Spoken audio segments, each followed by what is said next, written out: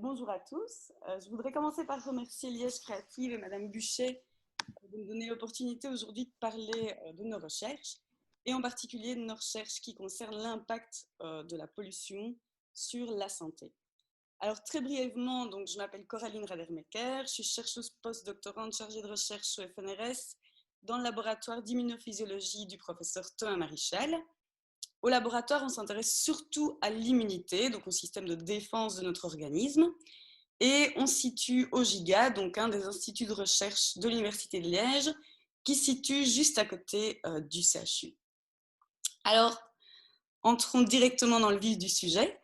Donc, la pollution de l'air, c'est un problème majeur qu'on rencontre à travers le monde, qui a commencé avec la révolution industrielle et qui ne fait malheureusement qu'augmenter, surtout depuis cette dernière décennie. Alors, les scientifiques ont commencé à s'intéresser à l'impact de la pollution sur la santé suite à 3 épisodes de pollution aérienne, ou aussi appelés des catastrophes de pollution aérienne. Et le premier de ces épisodes, il s'est déroulé chez nous, à Liège, dans la vallée de la Meuse, en 1930. Donc, du 1er au 5 décembre 1930, on a des conditions météorologiques particulières, donc des températures très très basses, un brouillard très dense et très très peu de vent, qui font qu'on a une concentration anormale des particules et des gaz qui sont émis par l'activité industrielle du bassin. Et cette concentration de gaz va provoquer la mort de 60 personnes en seulement 2 jours. Et donc, cette catastrophe, c'est une des premières preuves scientifiques que la pollution de l'air a un impact néfaste sur la santé. Alors, quand on parle de pollution de l'air, c'est un terme assez complexe qui peut faire appel à toute une série de concepts différents chez chacun de nous. Et donc, nous, en termes de santé, qu'est-ce qu'on entend par pollution de l'air?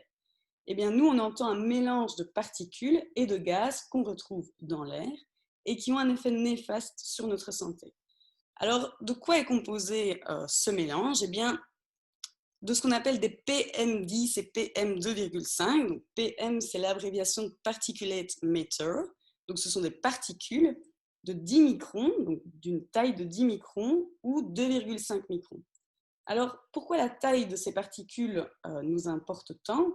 Eh bien, parce que toutes les particules qui ont une taille supérieure à 10 microns, elles vont être stoppées dans nos voies aériennes hautes, donc au niveau du mucus et des cellules ciliées de nos voies aériennes, et elles vont être éliminées.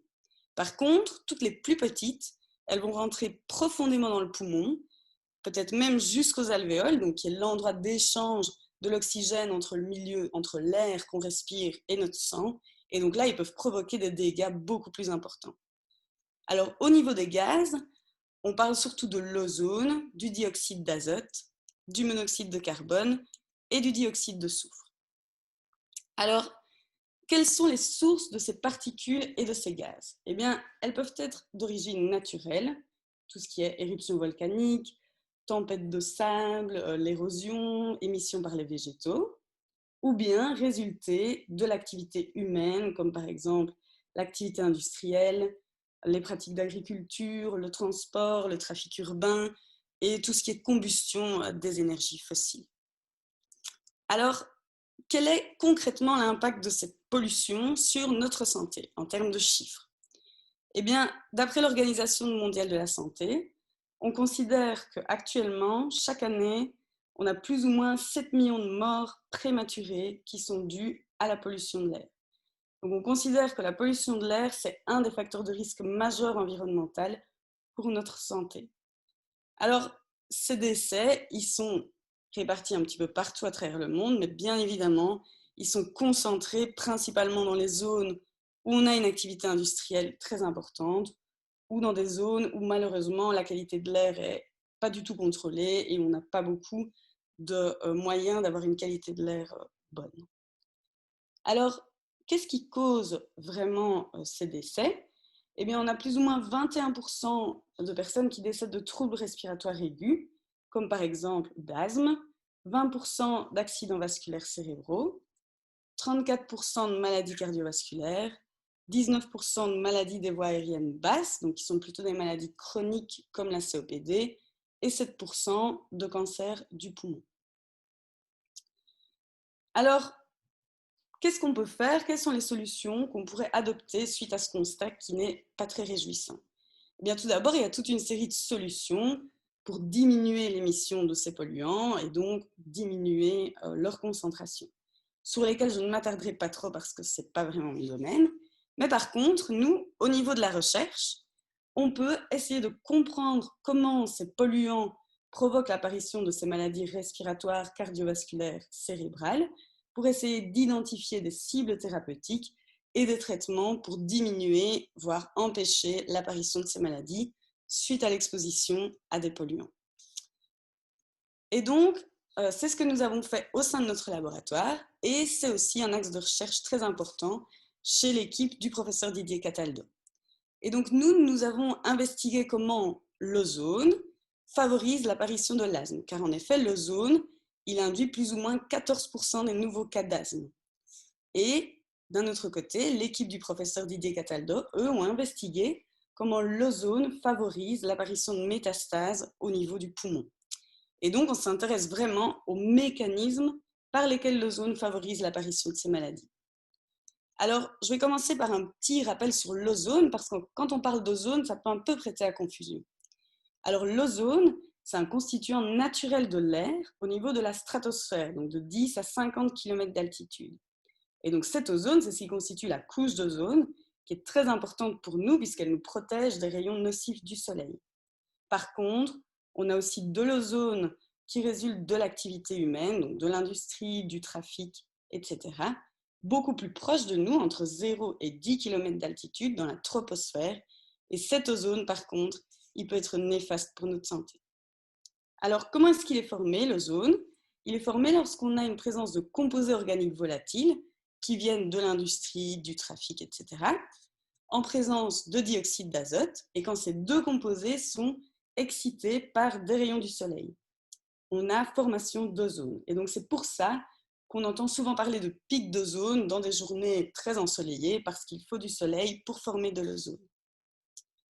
Alors, je vais commencer par comment est-ce que l'ozone favorise l'apparition de l'asthme allergique. Alors, l'asthme allergique, c'est une maladie des voies respiratoires qui est caractérisée par de la toux, une respiration sifflante et l'obstruction réversible des voies aériennes. Alors, c'est une maladie qui touche actuellement 300 millions de personnes à travers le monde et dont la prévalence, malheureusement, ne fait qu'augmenter, si bien qu'on estime que d'ici 5 ans, on aura 100 millions de personnes supplémentaires qui souffriront d'asthme. Alors, l'asthme, il se manifeste par des crises, et dans le cadre de l'asthme allergique, qu'est-ce qui provoque ces crises? C'est l'exposition à des allergènes. L'allergène le plus fréquent, ce sont les extraits d'acariens. Alors, au sein de notre laboratoire et en collaboration avec l'équipe du professeur Didier Cataldo, nous avons essayé de comprendre comment l'ozone favorise l'apparition de l'asthme allergique. Pour ce faire, nous avons réalisé une expérience dans laquelle nous avons exposé des souris soit à de l'air, soit à de l'ozone. Nous leur avons ensuite administré un allergène, les extraits d'acariens, et plus tard, nous avons caractérisé les différentes caractéristiques de l'asthme dans ce modèle. Et donc, nous avons observé au cours de cette expérience, comme vous pouvez le voir ici, ce sont différentes caractéristiques de l'asthme. En gris, c'est le groupe de souris qui a été exposé à l'ozone, et en blanc qu'on ne voit pas, le groupe de souris exposé à l'air. Et comme vous pouvez le voir, les souris qui sont exposées à l'ozone et aux extraits d'acariens, elles développent beaucoup plus les différentes caractéristiques de l'asthme allergique que des souris exposées à l'air et aux extraits d'acariens. Alors, nous avons voulu comprendre par quel mécanisme l'ozone augmente d'une telle manière les caractéristiques de l'asthme. Pour ce faire, nous avons voulu comprendre plus particulièrement ce qui se passe au niveau du poumon quand des souris inhalent de l'ozone. Pour ce faire, nous avons réalisé des expériences de microscopie particulières et nous avons observé, au niveau du poumon des souris qui inhalent de l'ozone, l'apparition de structures que vous pouvez voir ici en orange, qui sont à l'extérieur de cellules, en forme de filets, qu'on n'observe pas du tout dans les poumons des souris qui sont exposées à l'air. Et en fait, ces structures, ce sont des filets d'ADN. Alors, qu'est-ce que c'est exactement ces filets d'ADN?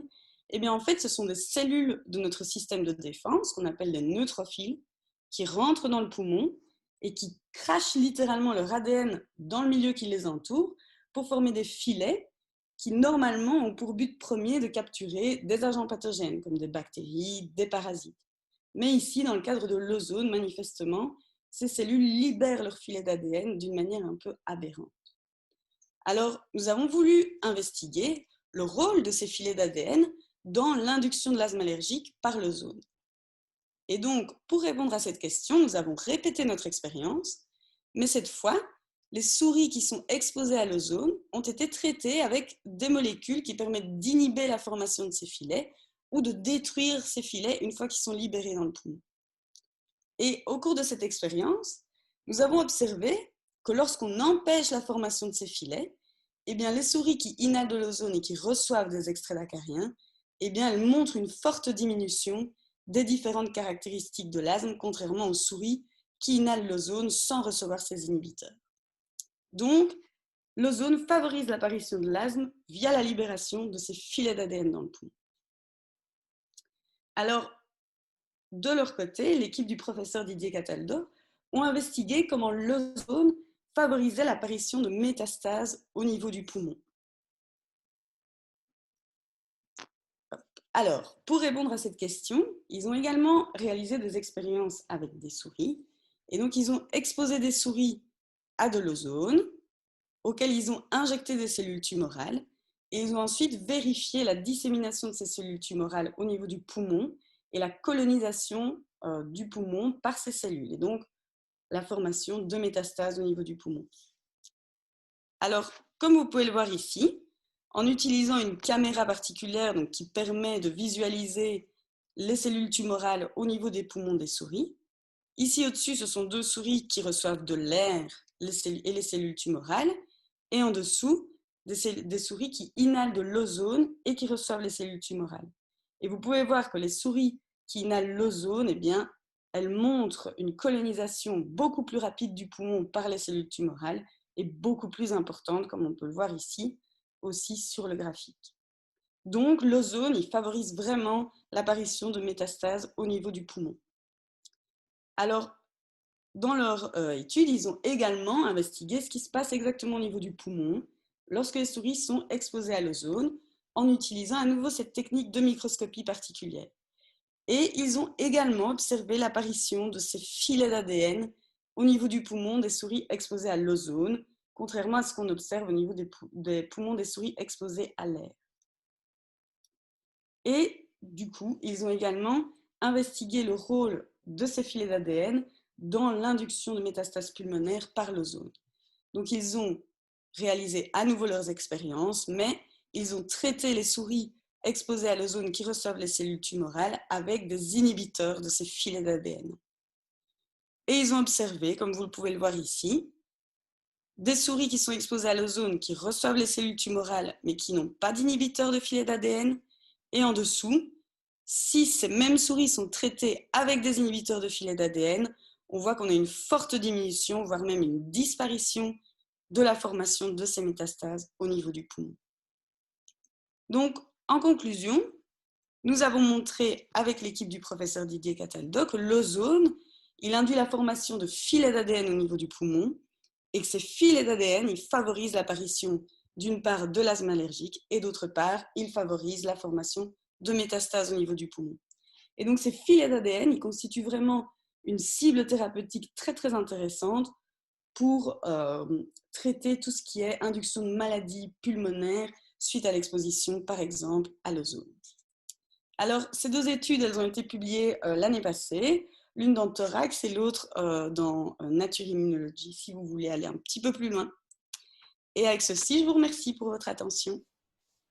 Merci pour cet exposé très clair voilà, qui rend compte des recherches menées actuellement dans ton service, dans vos services, et donc qui explique ce lien entre l'ozone et l'apparition de maladies pulmonaires. On trouvait que c'était intéressant pour en venir après à des solutions pour mesurer la qualité de l'air, de rappeler aussi cette problématique d'enjeux de santé publique. Donc, merci pour ton intervention. Je vais donner tout de suite la parole à Valérie Broun, donc, qui travaille à la HEPL, qui va nous parler des capteurs sur lesquels travaille la Haute École en collaboration avec l'ICEP. Voilà Valérie, c'est à toi. Bonjour à tous, vous m'entendez j'imagine? Oui. Voilà, donc je remercie aussi Liège Créative de m'avoir invité pour présenter nos activités au niveau de la mesure de pollution. Donc, la Coraline nous a bien montré les enjeux qu'il y avait derrière là-dessus. Et la question à laquelle j'essaie de répondre, c'est comment est-ce qu'on peut mesurer efficacement tous ces polluants en sachant qu'il y a forcément des appareils modernes très chers qui existent et nous, on a une approche inverse qui consiste justement à essayer de faire plus de capteurs qui marchent certes un peu moins bien, mais qui permettent d'avoir une résolution temporelle et spatiale meilleure. Alors, juste pour situer le contexte et vous montrer d'où je viens, donc je suis enseignant à l'HEPL, donc la Haute École de la province de Liège, et plus spécifiquement dans le département ingénieur, au niveau de la section électronique, et on travaille avec le CECOTP, qui est le centre de recherche associé à notre Haute École. On est bien entendu toujours en recherche de partenariat, donc n'hésitez pas à me contacter après cet exposé. C'est aussi le but de la manœuvre. Donc, les modules Antilope, c'est le nom sympathique qu'on a donné à nos systèmes de mesure et qui permettent de répondre à un besoin qui consiste à savoir précisément quelle est la pollution avec une résolution spatiale et temporelle importante qui n'est pas toujours possible avec les appareils du marché. Et ceux-ci sont souvent très très chers. Donc nous, on a une approche low cost qui consiste à viser un prix de revient aux alentours des 500 € pour une station de mesure qui peut être portable ou non. Donc je vous montrerai les divers développements. J'ai entendu que dans les participants, il y avait pas mal d'électroniciens. Donc ça sera l'occasion d'échanger avec eux à ce sujet-là. Au niveau des mesures qu'on effectue, on peut mesurer tout ce qui est particules fines, hein, ça a été évoqué par Coraline précédemment. On mesure tout ce qui est monoxyde et dioxyde d'azote et bien entendu l'ozone. On mesure également tout ce qui est température, humidité relative et pression, étant donné qu'il peut y avoir une influence de ces paramètres physiques sur la mesure de pollution, parce que les capteurs que je vais vous montrer sont assez délicats à mettre en œuvre. Alors forcément, on a aussi la position, vu que le capteur est mobile et donc on doit savoir, on a pris la mesure et aussi et connaître l'heure à laquelle on l'a prise.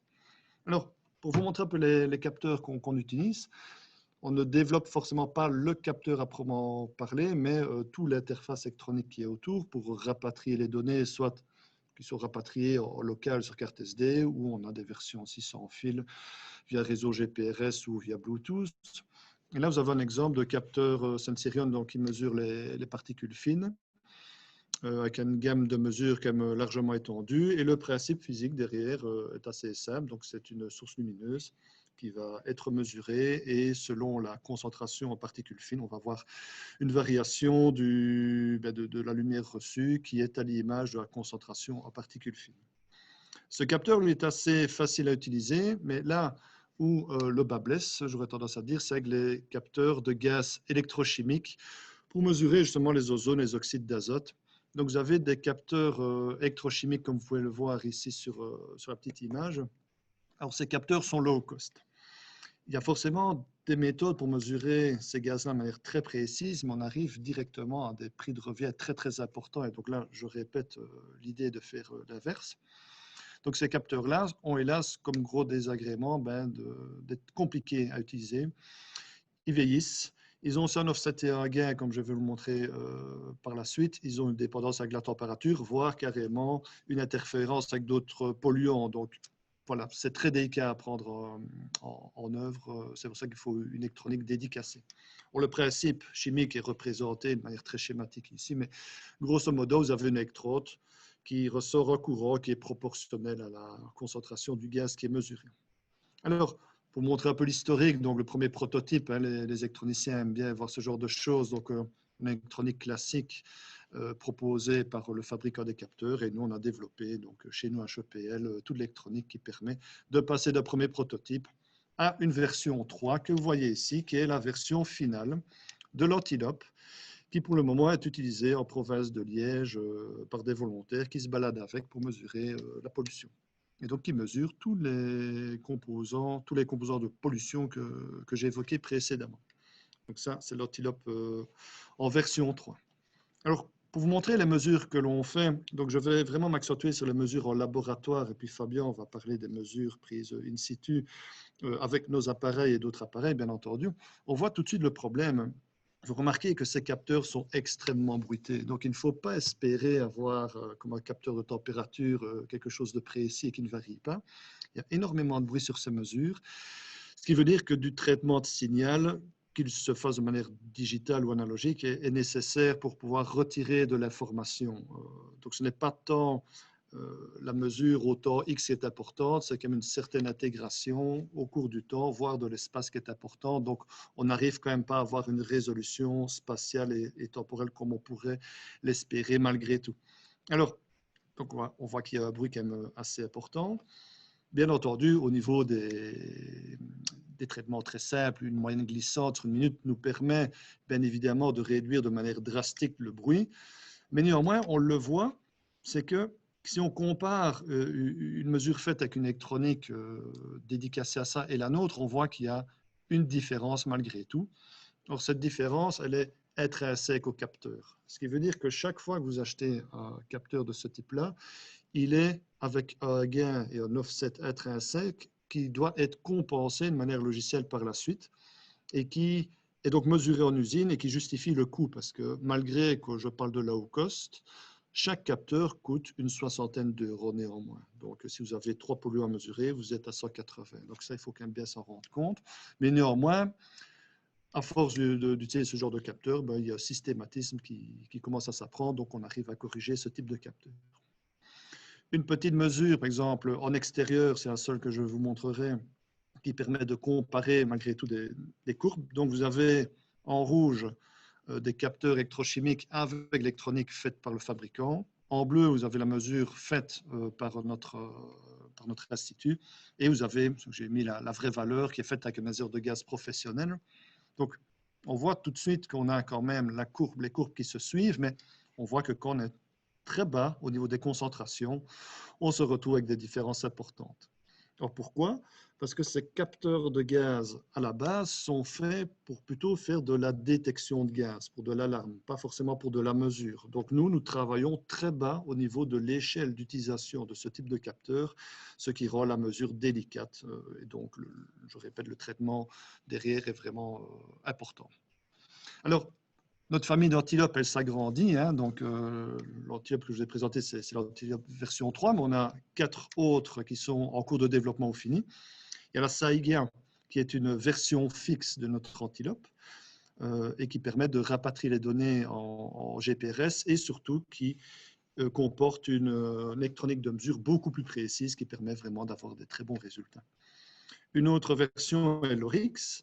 C'est une Saiga améliorée, donc elle mesure également le bruit. J'ai entendu que certaines personnes étaient intéressées par la mesure de bruit. L'Oryx le permet.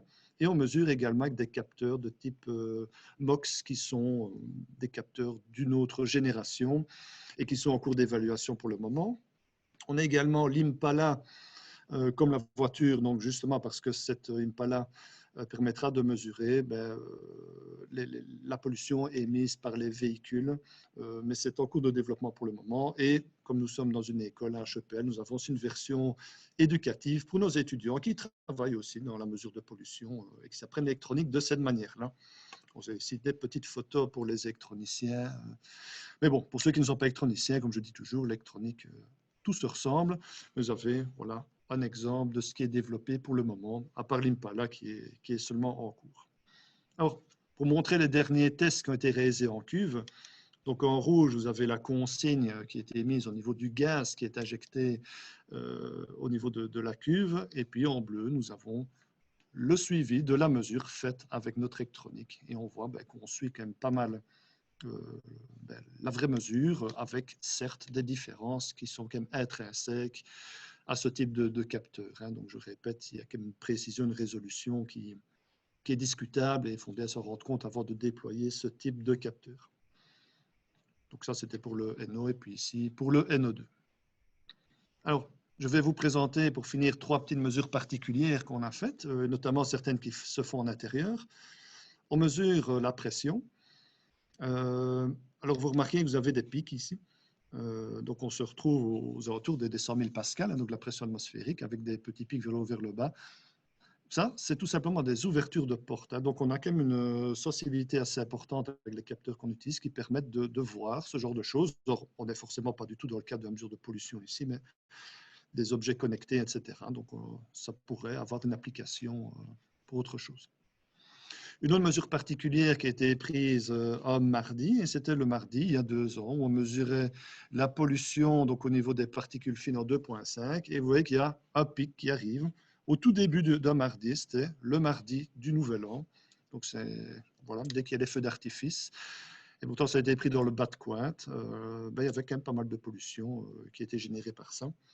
Alors pour finir, au niveau des mesures particulières, ça c'est aussi une mesure de particules fines en 2,5 qui a été prise sur une semaine avec des variations, bien entendu, selon les passages de voitures et disons, la pollution ambiante qu'il y a à l'extérieur.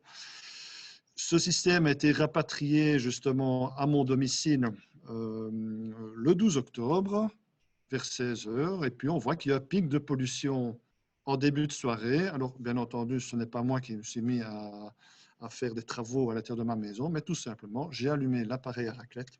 Donc, un des participants ici parlait de son intérêt pour la pollution de l'air en indoor. Bien entendu, ce genre de capteur peut être utilisé. Et donc, comme vous le voyez, vous ne mangerez plus la raclette de la même manière parce que c'est quand même un générateur de particules fines assez important. Alors, pour finir, on travaille dessus, mais on n'a pas encore vraiment de résultats probants. C'est des mesures en extérieur pour corréler les mesures de pollution avec le trafic. Donc, vous avez ici un exemple de module antilope qui a été mis dans une boîte étanche sur un poteau d'éclairage. Et alors, on essaye de corréler les données avec le trafic, donc avec un radar qui est aussi au même endroit pour voir le lien qu'il y a entre trafic et pollution, tout simplement pour éventuellement donner à la commune des pistes de solutions pour la mobilité, pour savoir où il devrait mettre un feu rouge ou ce genre de choses. Voilà, je vous remercie et pour votre attention et je serai à votre disposition pour toute question après les présentations. Merci beaucoup Valérie, merci de nous avoir présenté vos capteurs et leurs composantes techniques et puis d'avoir déjà évoqué quelques mesures surprenantes. On va rester avec cette analyse de mesures et cette mise en évidence de ce qu'on peut mesurer avec Fabien Lénart, donc chercheur à l'ICEP, qui a lui aussi quelques données à partager avec nous. Fabien, si tu peux partager ton PowerPoint. Voilà, super, merci. Voilà. Merci de me permettre de présenter les résultats de nos travaux. Je suis ingénieur civil physicien de formation et je travaille à l'ICEP depuis 10 ans dans le département de la surveillance de l'environnement et plus précisément de la surveillance de la qualité de l'air, essentiellement pour du traitement de données et de la modélisation. Alors, je vais reprendre un petit peu là où Valérie a laissé le sujet. Donc, on fait des analyses, des comparaisons, des validations en laboratoire sous cloche, essentiellement pour tester la sensibilité des instruments, mais on est obligé de réaliser également des campagnes de mesure sur le terrain. Pourquoi? Parce que voilà, si on fait une première sortie avec nos instruments sans avoir fait de campagne, voilà ce qu'on a. Donc là, sur le panneau de gauche, ce sont des mesures d'ozone pendant une semaine. Et on voit qu'on a des signaux qui sont fortement corrélés, des pics et des creux aux mêmes endroits, hormis pour le signal mauve qui semble déconner complètement. Mais dans l'ensemble, la corrélation est très bonne. Par contre, le niveau absolu de la mesure, lui, est totalement mauvais, puisqu'on a quelque chose qui se balade aux alentours de 50 microgrammes par mètre cube pour une des antilopes, alors qu'il est de 250 pour une autre. Et donc, même les tests faits en laboratoire avec l'ajustement de l'offset et du gain dont Valérie a parlé ne suffisent pas parce que quand on les place sur le terrain, les conditions environnementales sont tellement différentes que le capteur ne réagit plus de la même façon. On est donc obligé de les laisser pendant un certain temps. Bon, dans le meilleur des cas, une ou deux journées suffisent pour pouvoir comparer ces instruments low cost à des instruments de référence, beaucoup plus coûteux évidemment, et pouvoir ajuster les valeurs. Vous voyez sur le panneau de droite que les mesures de particules fines, comme ça a déjà été évoqué, elles sont beaucoup plus proches l'une de l'autre. Et on a un signal qui est vraiment cohérent entre les analyseurs, que ce soit en termes de corrélation, mais également de niveau absolu.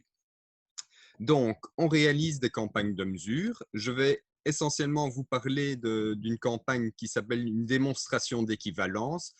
C'est quelque chose qui est déjà très bien documenté par des directives européennes et des normes et qui consiste à comparer des appareils pas nécessairement de moins bonne qualité, mais en tout cas qui ne sont pas des appareils de référence avec les méthodes de référence. Parce qu'évidemment, chaque État doit rapporter des valeurs de concentration, de mesure d'ozone, d'oxyde d'azote ou de particules fines, mais il ne peut pas utiliser le matériel qu'il veut. Donc, par exemple, pour les particules fines, la méthode de référence, c'est une méthode d'un point de vue conceptuel qui est très simple, c'est la gravimétrie. On a un appareil, celui qui est ici en bas à droite de l'image, qui va aspirer de l'air à raison de 2,3 mètres cubes par heure en continu. Et alors, chaque jour, un nouveau filtre est placé et sur ce filtre viennent impacter les particules fines. Donc, on récolte simplement les particules fines sur un filtre et puis ce filtre est conditionné, température et humidité sont contrôlées et puis ce filtre est pesé en laboratoire. Et c'est comme ça qu'on peut obtenir des valeurs de concentration massique en particules fines. En fonction de la tête, donc cette partie ici de l'appareil qui est utilisé, on va déterminer si ce sont des particules PM2.5 ou PM10. Ça, c'est la méthode de référence. Malheureusement, cette méthode de référence ne donne des valeurs que journalières parce que si on change les filtres plus rapidement, on ne collecte pas assez de matière et donc ça commence à être difficile de peser quelque chose et donc d'un point de vue logistique aussi, ce serait de toute façon trop difficile de rapatrier et de peser tous les jours 24 filtres pour avoir des valeurs horaires, par exemple. Et donc, on utilise d'autres appareils, comme celui qui se trouve à sa gauche, ça s'appelle un GRIM. Donc, c'est la version chère, on va dire, du capteur présenté par Valérie. Il est également basé sur le processus de diffusion lumineuse, mais plutôt que d'étudier un spectre complet, il va disséquer ça en plusieurs classes. Donc, toutes les 6 secondes, il va scanner les particules, il va les compter et en fonction de leur taille, il va pouvoir donner un nombre de particules par classe et puis après déterminer une concentration massique. Tout ça, c'est basé sur la théorie de diffusion de Mie. Et donc, simplement, la sorte de spectre va déterminer si c'est des plus ou moins grosses particules. Donc, ça, c'est pour la matière particulière. Juste pour info, pour les concentrations en oxyde d'azote, la méthode de référence, c'est la chimiluminescence. Donc, le monoxyde d'azote réagit avec l'ozone et dans cette réaction émet une lumière. Cette lumière est quantifiée et elle permet de déterminer les concentrations en oxyde d'azote. Et pour l'ozone, là, on utilise la photométrie. Comme l'a évoqué Coraline tout à l'heure, l'ozone, ça absorbe les rayons UV. Donc, ce qu'on fait, c'est on envoie un rayon UV dans le mélange d'air qui contient de l'ozone. On envoie un même rayon UV dans un mélange d'air qui ne contient pas d'ozone et la différence va permettre de déterminer les concentrations d'ozone. Mais je reviens à cette campagne de mesure. Ici, on va essentiellement s'intéresser au PM2.5, donc les particules fines dont le rayon aérodynamique est inférieur à 2,5 micromètres. Et on va s'intéresser à 4 sites, le site d'Herstal, de Angleur et de Charleroi et de Liège. Donc, on a fait ce travail en collaboration avec Claudia Falson de l'Université Liège. Et on avait toute une série de capteurs low cost à notre disposition, une version commerciale, le Nubo, 2 versions justement du labo d'Anne-Claude Romain, où travaille Claudia Falson, les OCT version 2 et version 3 qui ont été développés par eux-mêmes, et 3 versions des produits qu'on développe avec le CECOTP, l'Antilope version 3 et 4 qui vous ont été présentés, et la Saiga également qui est une version fixe. On va mettre tout ça sur le toit d'une de nos cabines de référence. Ça fait que c'est un beau bordel avec parfois des... Oui, il ne faudrait pas toujours qu'il y ait un responsable électricité qui vienne voir après parce que c'est parfois grâce à des sacs poubelles et tout ça qu'on protège nos installations. Bref, on avait tout ça sur un toit et on fait les comparatifs. Donc ici, on vous montre les résultats des campagnes d'Herstal, Angleur et Charleroi et on voit que dans l'ensemble, on a des réponses qui sont vraiment très similaires pour tous ces capteurs low cost. Bon, là, clairement, une des Antilopes version 3 avait un souci. Et si on regarde les résultats agrégés sur toute la période, on voit là aussi que les médianes, l'écart interquartile et les moyennes sont également très proches. Dans le tableau de droite, c'est vraiment le traitement de la démonstration d'équivalence, c'est-à-dire qu'on va comparer les mesures agrégées sur une journée de ces capteurs low cost avec les mesures qu'on aurait obtenues, enfin qu'on a obtenues sur filtre. Donc, on peut calculer pour chacun des analyseurs, donc le GRIM, c'est l'analyseur cher, mais qui n'est pas de référence, une incertitude, et puis en fonction de cette incertitude, BC, c'est avant calibration ou après calibration, on peut dire s'il passe le test.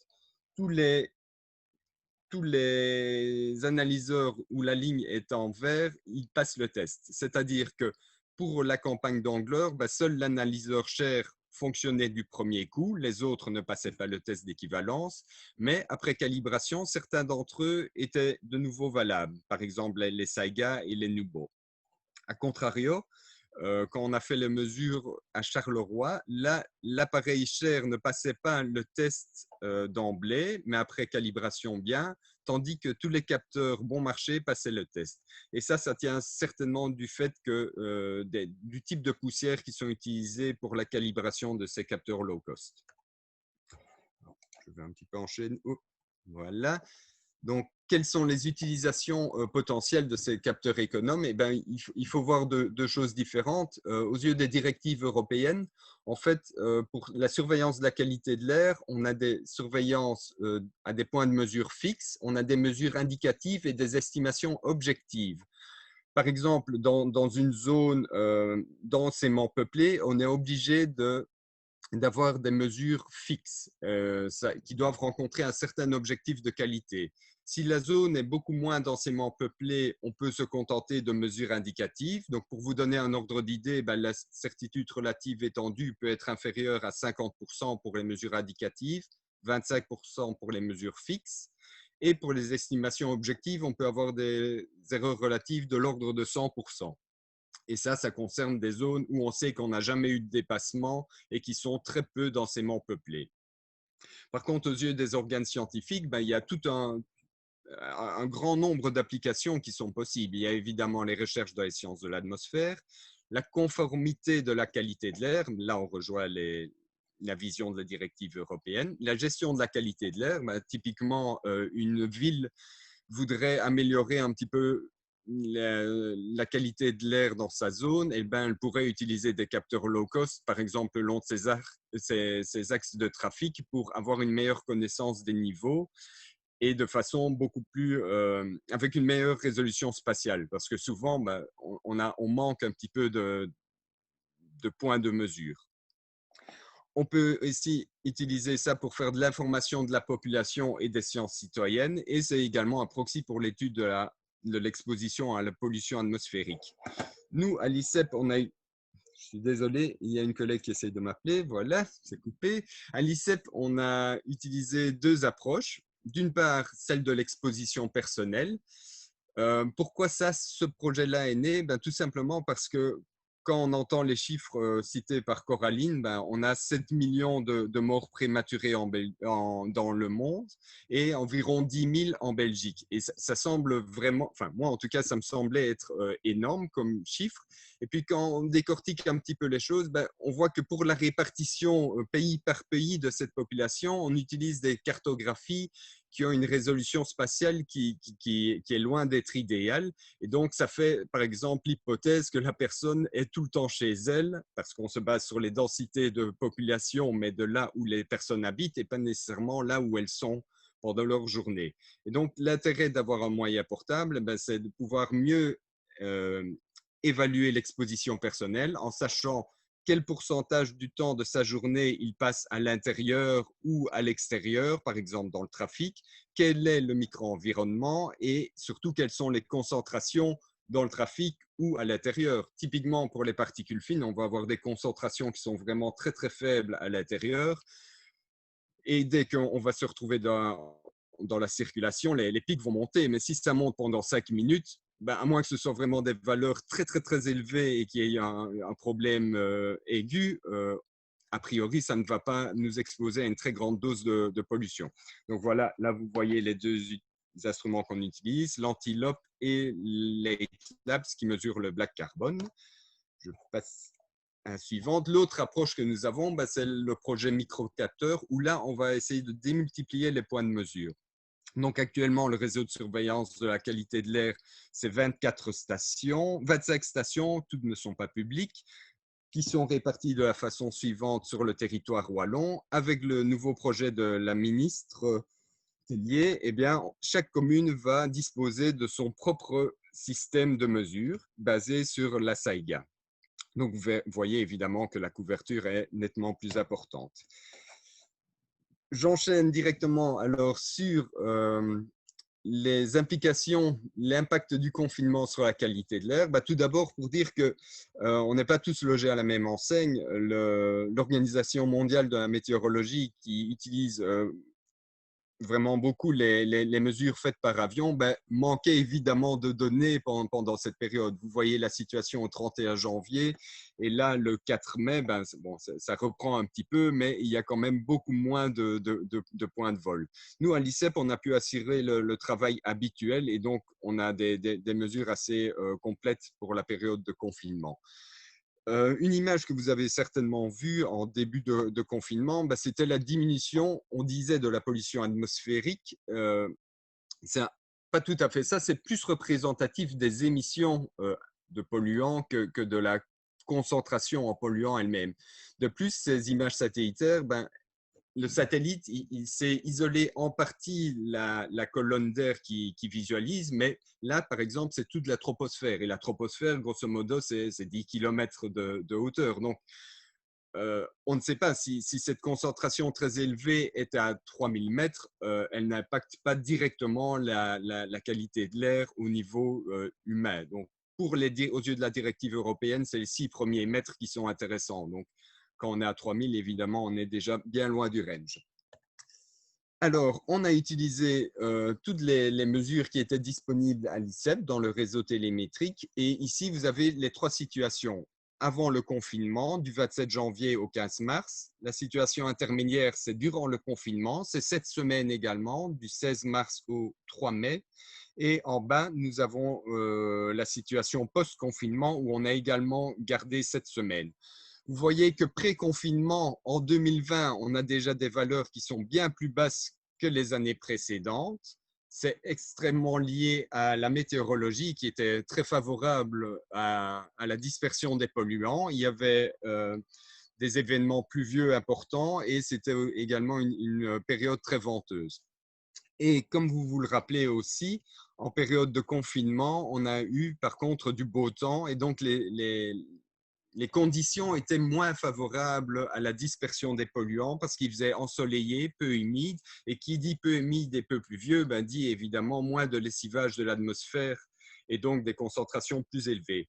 Mais donc, vous voyez que dans l'ensemble, pour les concentrations d'oxyde d'azote, l'effet était bénéfique même pendant et après le confinement, avec des diminutions de l'ordre, ça dépend, de 50 à 10% seulement. Pour les particules fines, là, c'est un autre problème. Ici, on s'intéresse au PM10. Vous voyez qu'avant le confinement, on avait des valeurs qui étaient vraiment très basses, de l'ordre de 50% des valeurs habituelles, directement liées à la météo. Et par contre, durant le confinement, on avait des niveaux qui étaient quasi les plus élevés mesurés au cours des 4 dernières années, des 5 dernières années, pardon. Après le confinement, la situation revenait plus ou moins à la normale. Donc, penser que le confinement avait directement nettoyé l'atmosphère, c'est un petit peu erroné. Ici, on voit des comptages automobiles qui ont fait. Le panneau supérieur de gauche montre le nombre de voitures sur un de nos sites à Charleroi et le panneau inférieur de gauche, le nombre de camions. Donc, on voit qu'à partir du moment où il y a confinement, on a une diminution drastique du nombre de véhicules. Et si on regarde sur le volet de droite, bon, ici c'est une station de Liège et pas de Charleroi, on voit que les 2 sites de mesure, Urbain et d'Estenay, donc d'Estenay c'est vraiment une avenue avec un très fort trafic et Urbain c'est un site de fond urbain, on voit que les concentration se rapproche à partir du moment où il y a confinement. Et donc, effectivement, pour un polluant tel que le NO2, le confinement a eu un impact direct. Enfin, on a également, enfin, pas nous, mais nos collègues de la cellule interrégionale pour l'environnement ont également fait des simulations au moyen de l'apprentissage machine pour voir quelles auraient été les concentrations en NO2 si il n'y avait pas eu de confinement. Donc, les traits pointillés bleus distinguent la période avant et après le confinement. La hauteur totale de la colonne, c'est ce que donne le modèle, on va dire, en situation normale. Et la hauteur, la phase bleue de la colonne, ça indique les mesures réelles. Et donc, on voit que les concentrations auraient sans doute été beaucoup plus élevées si on n'avait pas été en confinement. Et là, les distinctions sont de l'ordre de 30 à 40, 50% en moins de concentration en NO2. Ça, c'est pour le site urbain de Namur et pour un site de fond de Namur, de la province de Namur, qui est situé à Dourbe, ben là, vous voyez que les changements sont évidemment beaucoup plus faibles. Et voilà, j'espère que la prochaine présentation qu'on fera, ce ne sera pas devant une telle audience avec que des chaises vides.